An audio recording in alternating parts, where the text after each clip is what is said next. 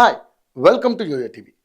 తెలంగాణ రాష్ట్రంలో గత 10 ఏళ్ల నుంచి కొత్త రేషన్ కార్డుల కోసం ప్రజలు ఎదురు చూస్తున్నారు.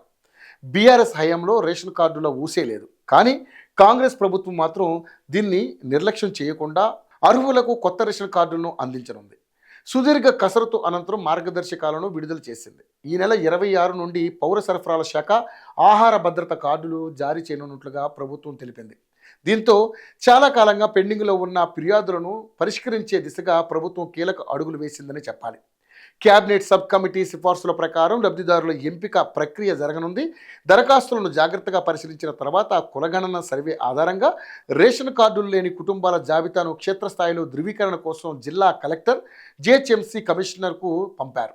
మండల స్థాయిలో యుఎల్బిలోని ఎంపీడీఓ, మున్సిపల్ కమిషనర్ ఈ మొత్తం ప్రక్రియకు బాధ్యత వహిస్తారు. ముసాయిదా జాబితాను గ్రామసభ వార్డుల్లో ప్రదర్శించి చదివి చర్చించి ఆపై ఆమోదిస్తారు. ఆహార భద్రతా కార్డులలో సభ్యుల చేర్పులు మార్పులు చేయబడతాయి. ఈ నెల 26 నుండి అర్హత కలిగిన కుటుంబాలకు పౌర సరఫరాల శాఖ కొత్త ఆహార భద్రతా కార్డులను జారీ చేస్తుంది.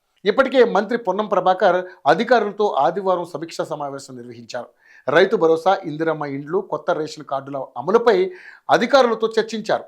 ఇందులో కొత్త రేషన్ కార్డులపై కీలక విషయం వెలువడింది. ముఖ్యమైన తేదీలను వెల్లడించారు. కొత్త రేషన్ కార్డుల కోసం జనవరి 16 నుండి 20 వరకు తెలంగాణ అంతటా ఫీల్డ్ వెరిఫికేషన్ జరుగుతుందన్నారు. 21 నుండి 24 వరకు గ్రామ, వార్డు సమావేశాల్లో లబ్ధిదారుల ముసాయిదా జాబితాను ఉంచి ప్రజల అభిప్రాయం తీసుకుంటామన్నారు. జనవరి 26 నుండి కొత్త రేషన్ కార్డులు మంజూరు చేస్తామని ఆయన వెల్లడించారు. దీంతో ఇప్పటి వరకు రేషన్ కార్డులు లేని వారందరూ సంతోషం వ్యక్తం చేస్తున్నారు.